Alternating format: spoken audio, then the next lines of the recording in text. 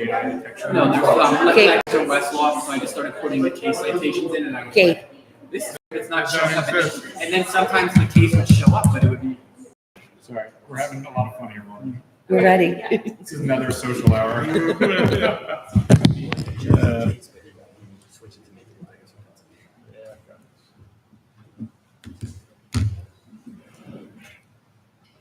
I need it down. Yeah. Yes, we are. All right. I will call to order the Board of Commissioners, another Providence Township meeting of September 11th, 2025. We will start with roll call.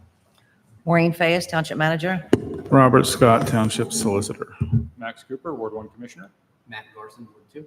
Kate McKenzie, 4th Ward. Beth Henry, Ward 3.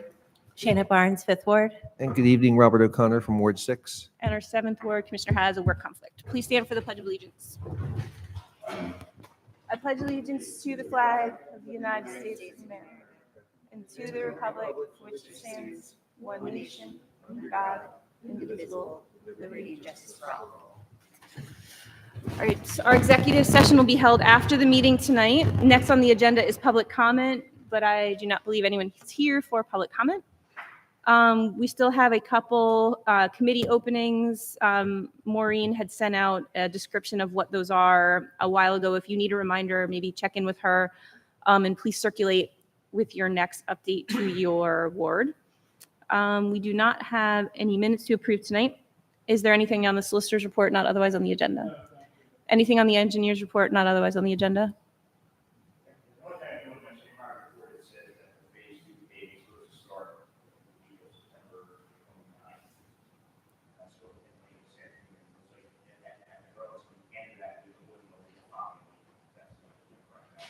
Okay.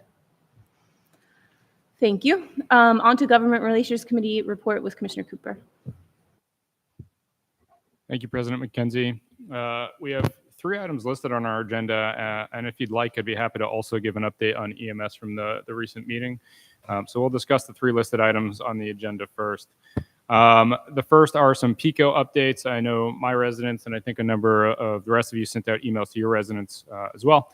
But just at the public meeting, there's some PICO work that's been happening for the last few days and will continue to happen through October 17th.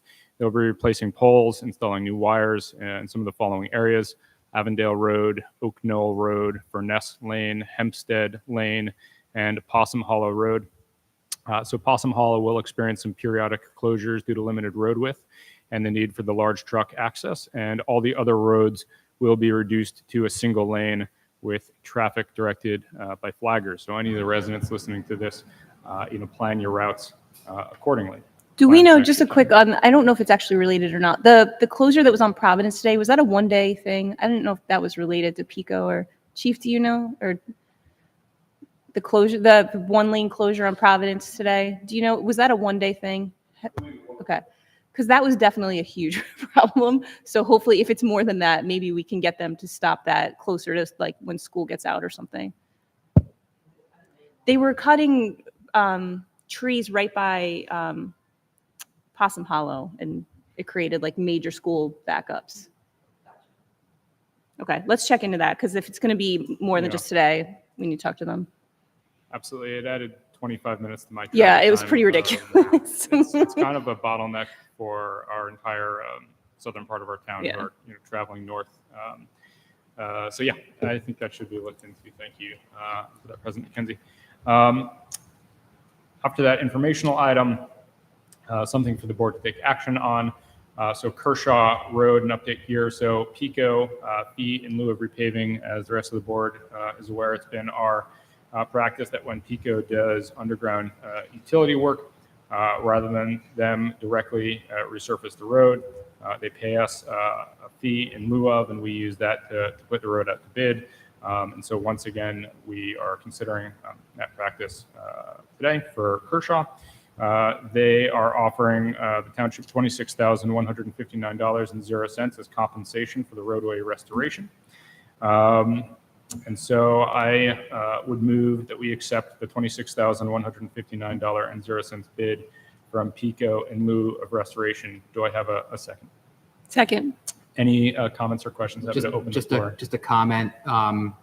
This makes a lot of sense. I just want to add, I know there were a couple residents over there that reached out to me and kind of wanted the street paved sooner rather than later. But I think it makes sense to accept the money from PICO here and wait a bit because there's a new house going up on that street, and understandably they may need to dig into the road.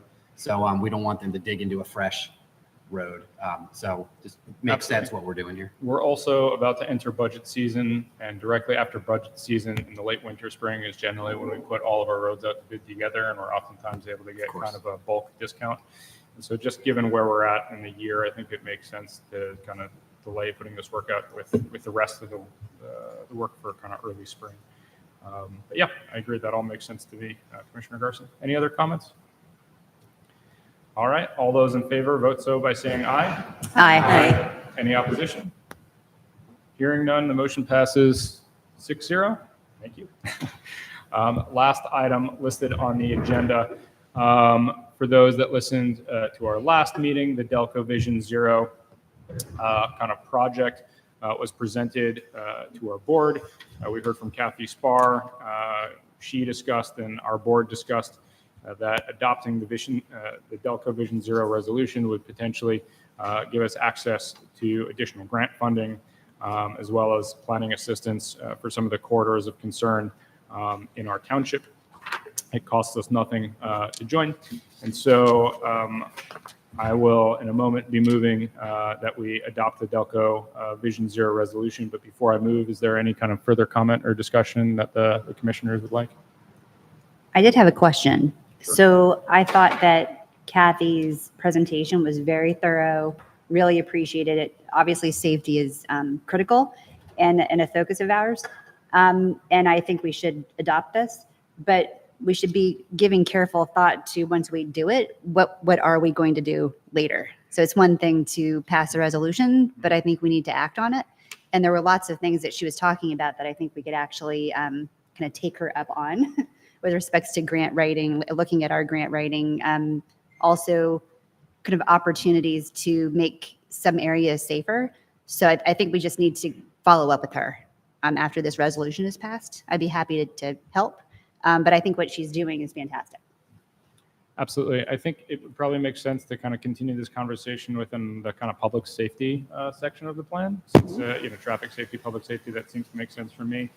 I know in the kind of one-on-one conversations that I had with her, we particularly discussed the intersection of Providence between Bullens and where it splits with Chester Road as a kind of a congestion point, as well as a kind of safety point.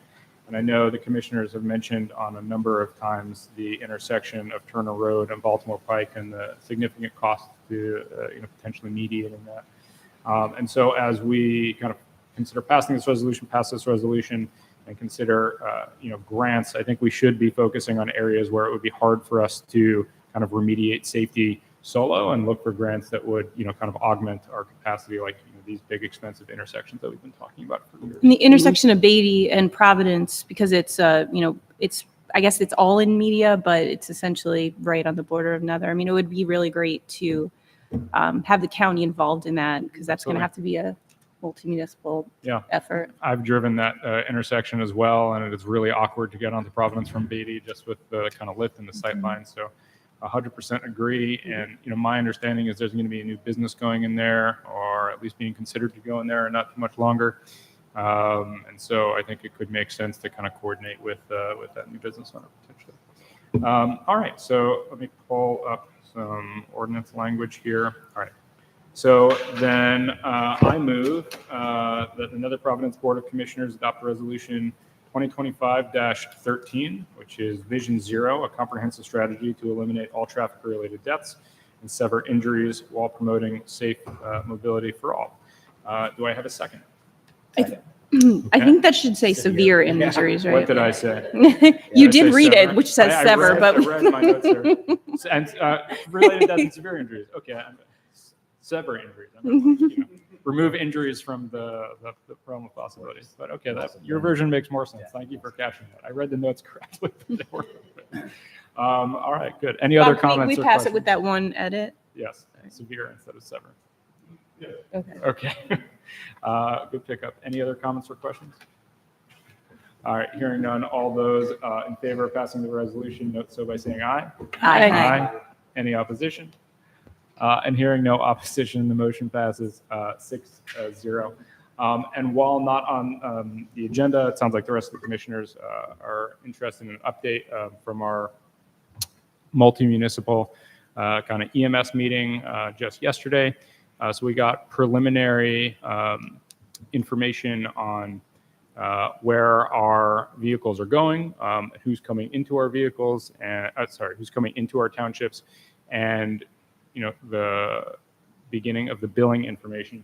So as one might expect, all of the major municipalities that are bordering us, we are having a decent amount of mutual aid going into, especially Springfield and Ridley. But I also want to highlight that there's a lot that's still in flux regarding EMS. Ridley in particular, they have their own ambulances that they supply for their municipality. But those vehicles have been responding to mutual aid up and down the Chester Pike corridor. And so we are kind of backfilling for them. It just makes kind of geographic sense that as they move east, we move east to cover. But the municipalities in the Chester Pike corridor that Ridley is providing mutual aid for are in the process of standing up their own ambulance services. And so as they stand theirs up, Ridley will be responding less, and we'll be responding less into Ridley. That's kind of how we all work as a system of mutual aid. And Springfield, again, even though they have their own ambulance services, it's a large municipality by population, and so we didn't discuss the data on who's coming into our municipality, but I would imagine as we're going into theirs, they're probably also coming into ours. And so that's really the preliminary information. We have begun to collect some of the fees. We've collected, I think, just under $8,000. And keep in mind, this is 1 month, and this data was collected a couple days ago in preparation for the meeting, and so it takes a while for these collections to come through. Some people are just receiving their bills now, and so this is a very preliminary, very conservative kind of consideration of how much the money will be coming in for the service that we're providing. Look forward to meeting with them in another few weeks and providing further updates for the rest of the board. Thank you. That's great news. Things seem to be running much smoother than I think a lot of us thought. So it's really is impressive. On to Parks and Open Space with Commissioner Henry. Thank you, President McKenzie. I just have one item to report on, which is an update on the Department of Conservation and Natural Resources related projects. The Natural Resources Department will be on site on September 12th, so that's next Friday, I believe, to perform an inspection of our grant projects at Martha Burton Park, Sapovitz Park, and Gooley Park. Big thank you to our Public Works Department for their hard work completing these projects and everybody who kind of was a champion along the way. So thank you for that. And Thank you. that's it. They really do look great. The parks are looking really, really wonderful right now. Yeah. On to Public Safety Committee report with Commissioner Garson.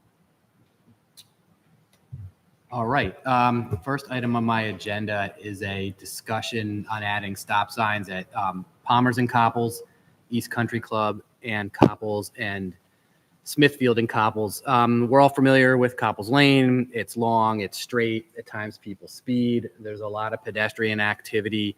We have the schools there. We have a lot of people out and about during football games. This is a road that's come up a number of times while I've been a commissioner on this board. What should we do? Should we add stop signs at some intersections or all of them? I have been getting more and more complaints and concerns recently, especially with a lot of the kids, the middle schoolers that walk. It's tough. Even we have pretty well marked crosswalks at these intersections with like the fluorescent colored pedestrian signs, but some people still barrel through. So, at this point, I'm kind of the opinion that we should just make all three of those intersections three-way stops. I guess I would be kind of curious to hear from maybe Chief and Charles.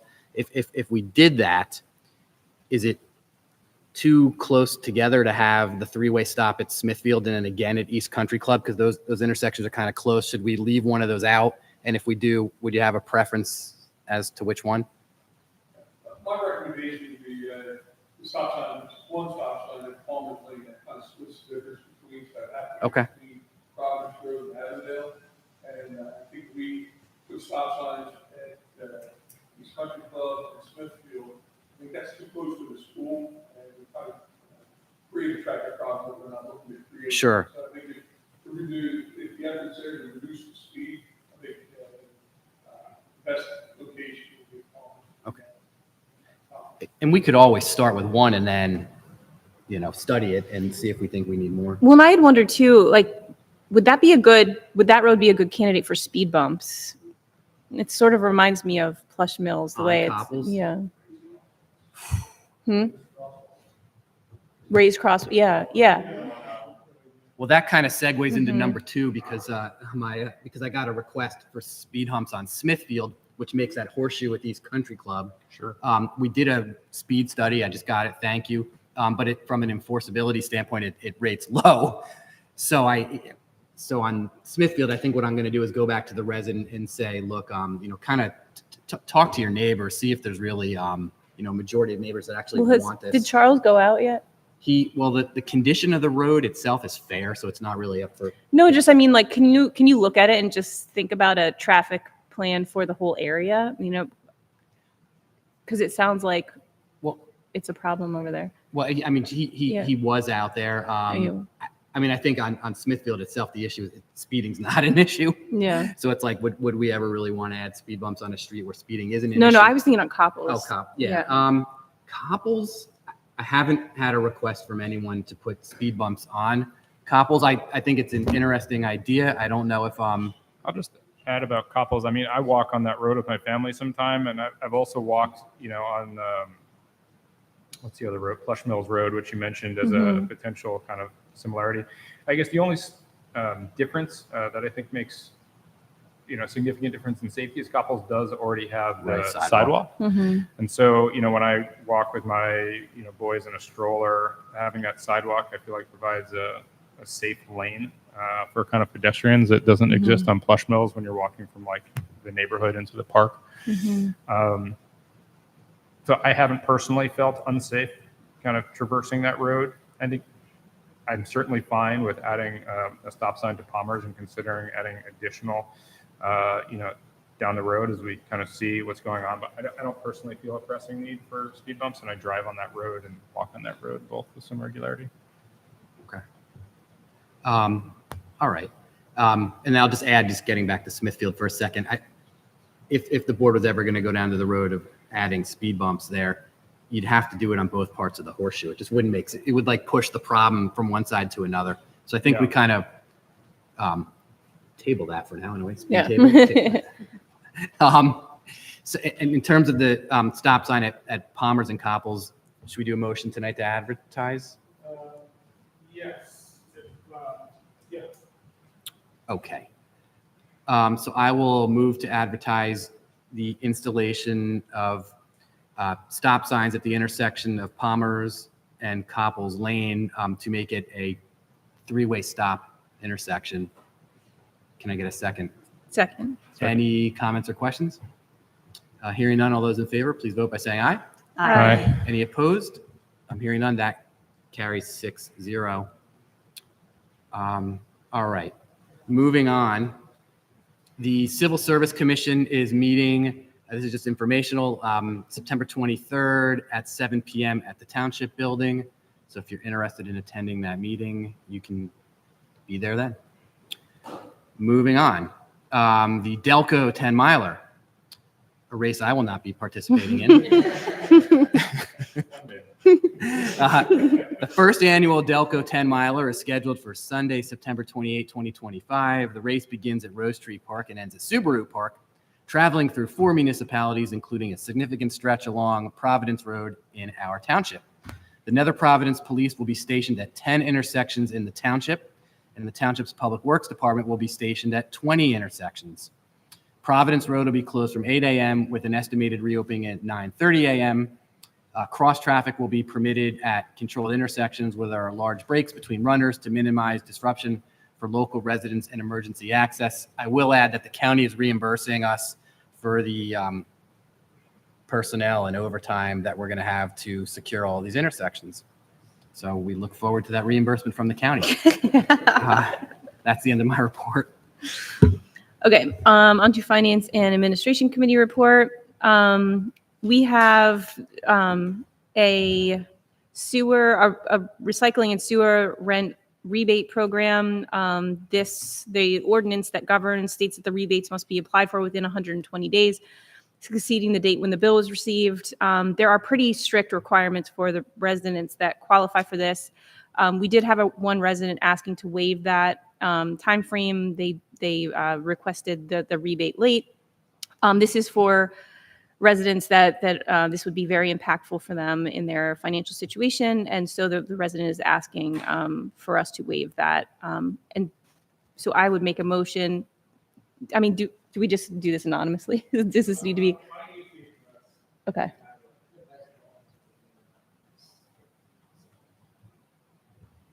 How does?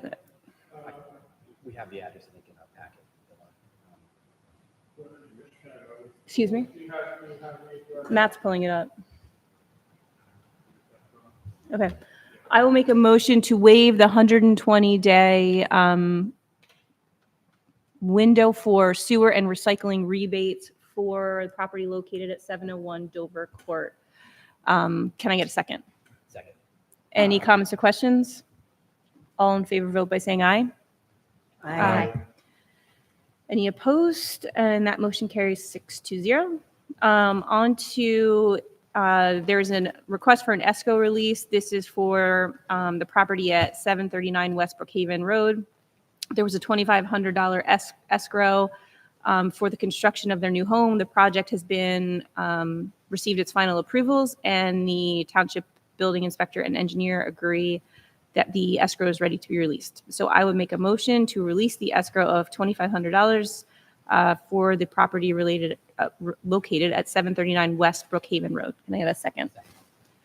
Any comments or questions? All in favor, vote by saying aye. Aye. Any opposed? And that motion carries 6-0. Finally, on my agenda is recycling bid. The township's going to be putting out a bid for our recycling services. Bid documents will be available starting Monday, September 15th at the township website. Please, any and all, bid on our recycling contract. On to the community health and environment report with Commissioner Barnes. Thank you. First off, we have the EAC, which is the Environmental Advisory Council. They want to change their schedule beginning in 2026. Currently, the EAC meets on the fourth Wednesday of each month. And starting in 2026, the EAC proposes to meet on the first Tuesday of each month. So I will pass a motion to change the EAC meetings to the first Tuesday of every month starting in 2026. Can I get a second? Second. Any comments or questions? No? Okay. All those who approve, say aye. Aye. Any opposed? And then that passes 6-0. Still looking for someone to chair the Historical Commission. We've had a couple interested people asking about it, but haven't received anyone necessarily for the chair position. And finally, the Family Fun Day will be on Saturday, October 11th at the Strathaven Middle School parking lot, which it's always super fun. Lots of stuff for kids to do. It's just always a great day. So keep an eye out for more details. And that's the end of my report. Thank you. And we don't actually have anything in the Infrastructure and Public Works Committee report or the Building and Zoning Committee report. And so on to the manager's report. So I just have a couple things here. They're a little far off, but just for residents' notes so they can plan for it. Nether Providence Township Meeting and Swarthmore are going to be holding an electronics recycling and shredding event on Saturday, November 8th from 9 a.m. to 1 p.m.